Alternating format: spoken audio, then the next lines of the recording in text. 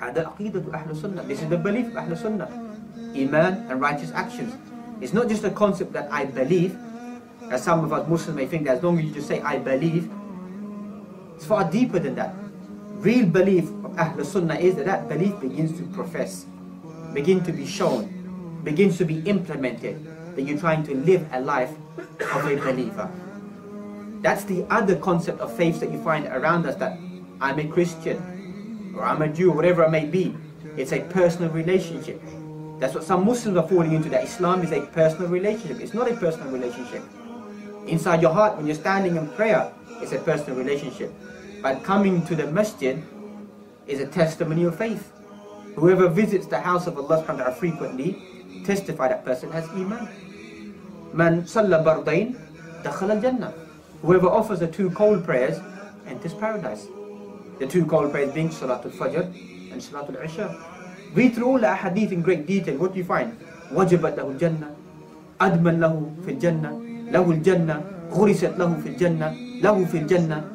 Person will have in paradise, will be given in paradise, promised in paradise, planted in paradise, I guarantee for him in paradise. Study all those hadith. And all of them, what do you find? Action. All of them you find action. Study them in great detail. All of them are linked that you do this, paradise. You do this, you get paradise. Control what's between your 2 jaws and between your 2 legs. Adman lahu. I guarantee for him a place in paradise. Words of the Prophet Muhammad sallallahu alaihi wasallam. Even if you dissect this hadith in today's language and understand it, you find the average Muslim youth can't control his private parts. The average Muslim who even claims to know about Islam can't control his tongue. Ghiba min al-kaba'ir. Backbiting, brothers, isn't a minor sin. Min al-kaba'ir, amongst the major sins. Amongst the major sins. And some of us take it something trivial. Qila wa qal, this and that, you speak ill about people. That's in the Muslim world. You know, there's a great bigger politics that exists in the Muslim world. Obviously they can't disclose in this arena at this stage, but it exists. And the other half of the Muslim globe that you find, the Muslim youth, can't control themselves.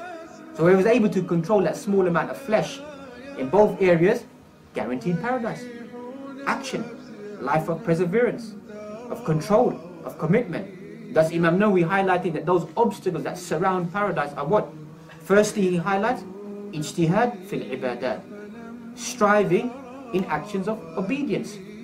The Fajr prayer, the 5 daily prayers, Salatul Isha, coming to Jum'ah, fasting Ramadan, performing Hajj. How many Muslims do we find at this stage?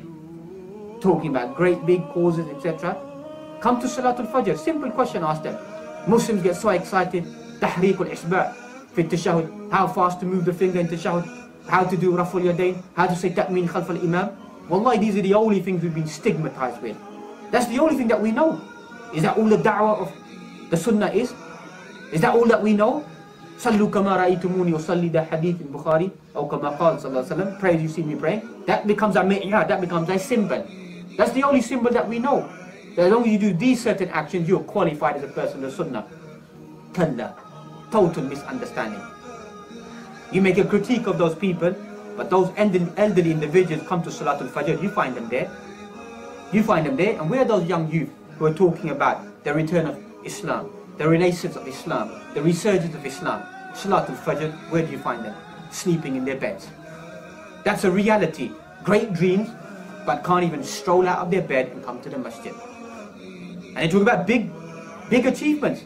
That's how you weigh up the state of the Muslim Ummah. Travel through the Muslim Ummah, come into Salatul Fajr, and you'll see what the state of the Muslim Ummah is. Sleeping. That's the real state of the Muslim Ummah. Stagnation. The Muslim Ummah revolves around spirituality. Remember that in great detail. Obviously there's other elements that we need, but spirituality is the main cause. We don't fight with weaponry, or power, or force. That's just a side element. The real power and the force of the believer is his devotion towards Allah subhanahu wa ta'ala. So if people are not even punctual in the 5 daily prayers and they're talking about high obstacles or high achievements, they've misunderstood Islam. Because even in the realms inside Surah Al-Nisa, even the state of jihad that you find, the Quran still says to the believers that one group should be leading and one group should be standing behind them, and they swap positions. This is the station of fighting the way of Allah subhanahu wa ta'ala. And here we find trivial things. I'm moving from this location to that location, combine my prayers, skip my prayers, shorten my prayers, going to university, going here, going there. The first thing in the hadith Tabrani, أول ما يحاسب نفس العبد يوم القيامة, the first thing the abd will be asked about the day of judgment is his prayer. Khalas. Not about other things. That's the first thing all of us will be asked about. If that has been rectified, everything else will become successful. Sifatul Mu'mineen, characteristics of the believers, inside Surah Al-Mu'minun, the 23rd chapter of the Quran. قَدْ أَفْلَحَ الْمُؤْمِنُونَ الَّذِينَ هُمْ فِي صَلَاتِهِمْ خَاشِعُونَ. Simple, that's the characteristics of the believers. Many times inside the Quran, those who guard their prayers, preserve their prayers, worried about their prayers. Guard your prayers. حافظوا للصلوات والصلاة الوسطى وقوموا لله قانتين. Guard your prayers, and especially the middle prayer. قول الراجح والصلاة العصر. Guard the middle prayer. In hadith we find whoever misses the middle prayer, the late afternoon prayer, that they lost their whole, their wealth, all of their family. But we find it trivial, and we talk about other elements. That's the first path to paradise, to be worried about that. Secondly, Imam Nawawi mentions qadhmul ghayz, to swallow one's anger. How many Muslims you find are able to swallow their anger? Whoever debates with a person, whoever goes into an argument with a person, and you know that you are correct, you know that you're correct, but you refuse to carry an argument with a person, you restrain yourself, that person is guaranteed a place in paradise, a house in paradise. But when we're debating with someone, we just have to make sure we get the message across. You've just missed your house in paradise. You've missed it. You've missed it. And sometimes you could be debating and you are wrong, but you want to carry on debating just to send home the message. So swallowing one's anger is a characteristic of the powerful person to go into paradise. Thirdly, al-afu, pardoning people. That's something we've forgotten from the sunnah of the Prophet Muhammad, to overlook people's mistakes, to pardon them, not to question them about it. Anas ibn Malik narrates, قَدَمْتُ النَّبِيَّ صَلَّى اللَّهُ عَلَيْهِ وَسَلَّمَ عَشْرَ سِنِينَ. I served him for 10 years. 10 years. In that 10-year period, he never said to me, why do you do that? Why didn't you do it like that? Why don't you do it like this? تصوروا هذا. 10 سنين, 10 years. We don't have sabr with a person for 10 minutes. For 10 minutes we don't have sabr with a person.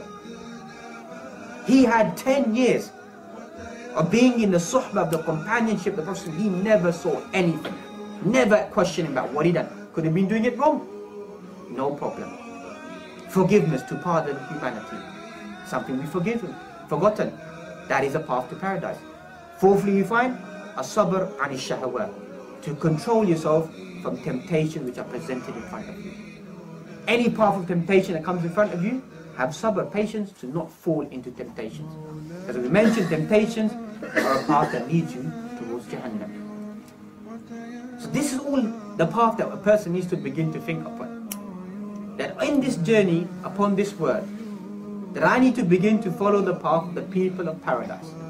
If I want to become amongst the people of paradise, or to have the final abode of entering into paradise. And as we know that the Quran, as we began, has that fine balance. That ayat which talk about the rahmah of Allah subhanahu wa ta'ala, كَتَبَ رَبُّكُمْ عَلَى نَفْسِهِ الرَّحْمَةِ, Allah subhanahu wa ta'ala has written it upon himself, he's going to be merciful. A lot of Muslims, they sway towards that. Allah subhanahu wa ta'ala is Ghafur Rahim, no problem, I've done this, I've done that, Allah subhanahu wa ta'ala will forgive me. But look at the tawazun. At the same time you find many of those ayat which talk about the mercy of Allah subhanahu wa ta'ala, وَهُوَ شَدِيدُ الْعِقَابِ. He's severe in punishment, stern and harsh. Those ayat, then we begin to miss them. Ayatul Zajr, Ayatul Adab, verses of punishment, verses of warning, severe warning. So we need to balance it out. Not just go towards the compassionate side and then begin to become neglectful of our actions.